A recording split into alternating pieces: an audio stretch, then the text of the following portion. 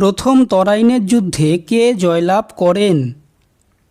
Answer option B Prithviraj Chauhan.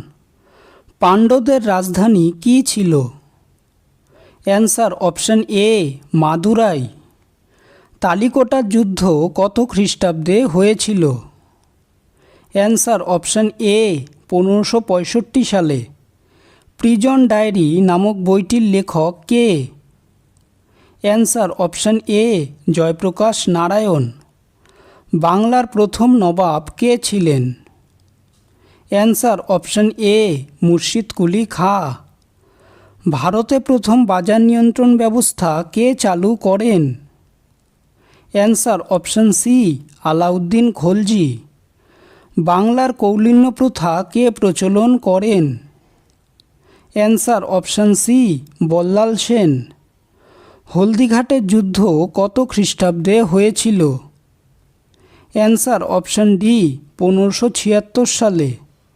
England রাজা James প্রেরিত ইংরেজ রাষ্ট্রদূত স্যার টমাস রো কোন মোগল সম্রাটের দরবারে প্রেরিত হয়েছিলেন? Answer option A Jahangir. Fatehpur Sikri কে তৈরি করেছিলেন? Answer option C Akbar. Alexander যখন ভারত আক্রমণ করেন তখন মগধে কোন বংশের শাসন? অ্যান্সার অপশন ডি নন্দবংশ। কোন শিখ গুরুকে ঔরঙ্গজেব হত্যা করেছিলেন? Answer option D Guru Tegh বাহাদুর। 1929 সালে কেন্দ্রীয় আইনসভায় কে বোমা নিক্ষেপ করেছিলেন? Answer option C Bhagat Singh. ময়ূর সিংহাসনের প্রধান শিল্পী কে ছিলেন? Answer option C Bebadal Khan. Babur কত সালে দিল্লির সিংহাসন আরোহণ করেন? অ্যান্সার অপশন এ 1526 সালে। কাকে নব্যবাংলা চিত্রকলা রীতির অগ্রদূত বলা হয়? Answer option D Abanindranath Tagore. India wins freedom বইটি কার লেখা?